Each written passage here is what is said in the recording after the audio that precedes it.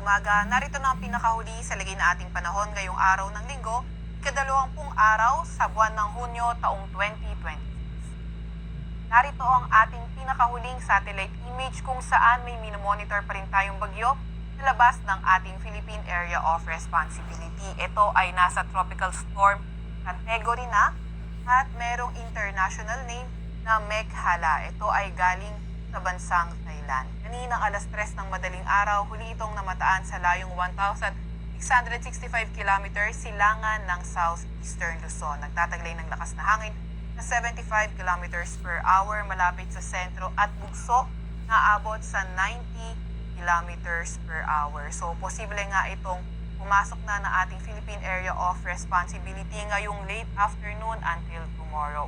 So, kapag ito ay pumasok ng ating PAR, bibigyan natin ito ng local name na Francisco.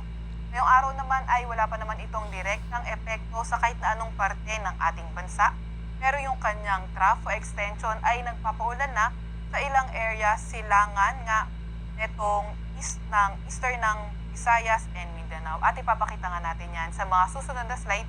Gayun din naman yung forecast track netong binabantayan nga nating bagyo sa labas ng ating PAR. Samantalang easterlies naman o yung mainit na hangin galing karagatang Pasipiko ang nakakaapekto sa may central pati na rin sa may southern Luzon.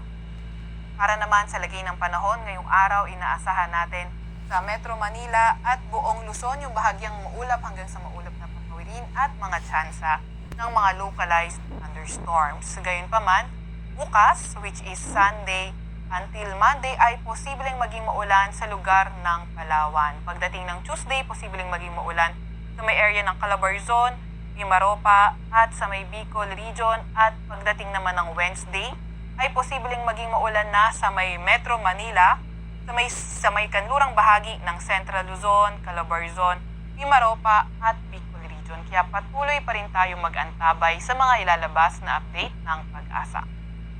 Agwat ng temperatura ngayong araw sa Metro Manila ay 27-33 degrees Celsius.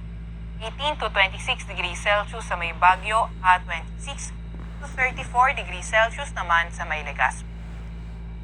Agwat ng temperatura sa may Puerto Princesa ay 26 to 32 degrees Celsius. Para naman sa lagay ng panahon sa may Visayas at Mindanao area, naasahan nga natin yung trough ng bagyo sa labas ng ating Philippine Area of Responsibility ang magdadala ng mga paulan. Dito yan sa may Eastern Samar, sa may Southern Leyte, Dinagat Islands, pati na rin sa may Surigao del Norte. Para naman sa lagay ng panahon sa nalalabing bahagi ng Visayas at sa may Mindanao ay bahagyang maulap.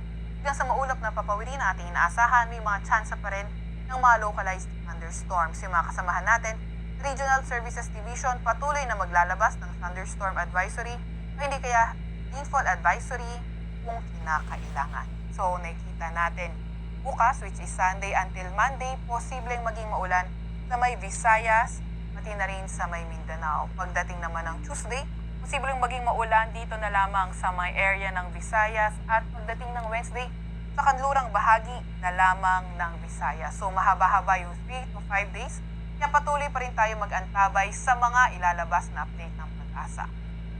Agwat naman ng temperatura sa may Iloilo ay 25 to 33 degrees Celsius at sa may Cagayan de Oro ay 24 to 32 degrees Celsius. Para naman sa lagay ng karagatan, wala pa rin tayong gale warning sa kahit na anong dagat ibahin ng ating bansa. Narito nga yung latest track ng minomonitor nating bagyo sa labas ng ating PAR. Ito ay ilabas kaninang 11 p.m. at i-update mamayang 11 a.m. muli. So nakikita nga natin dito sa forecast track na posibleng at tuloy-tuloy pa rin yung paglakas ng bagyo sa labas ng ating PAR. At pagdating ng linggo ay posible na nga itong maabot yung typhoon category. Napapansin nga rin natin dito yung enclosed white area sa sentro ng bagyo. So itong areas na to, ito yung sentro ng bagyo nga natin at itong enclosed white area ang tinatawag nating area of probability. So ibig sabihin nun, kapag nagkaroon ng shift sa movement ng bagyo, yung kanyang sentro ay posibleng mag-lie within this area. So napapansin nga natin na although sa malaking bahagi ay hindi naman tinatamaan yung landmass ng Philippines, pero pagdating dito sa later days ng ating forecast ay yung Hilaga at silangang bahagi ng Northern Luzon ay nasa loob na ng area of probability. Kaya hindi nga natin i-rule out yung paglapit ng bagyo dito sa may hilagang bahagi ng Northern Luzon. So, Hilaga at silangang bahagi ng Northern Luzon. So, kaya patuloy pa rin tayo mag-aantabay sa mga ilalabas na update ng DOST Pag-asa. At nakita nga natin, although sa ngayon, hindi pa nga rin natin nararanasan yung epekto muli ng habagat, pero sa paglapit nitong bagyo sa ating landmass ay posible ngang manumbalik yung epekto ng habagat, kaya nabanggit nga rin natin yung mga paulan, lalo na sa malaking bahagi ng kanlurang bahagi na atin. Sa Kalakhang, Maynilang araw ay sisikat ng 5:28 ng umaga at lulubog ng 6:27 ng gabi.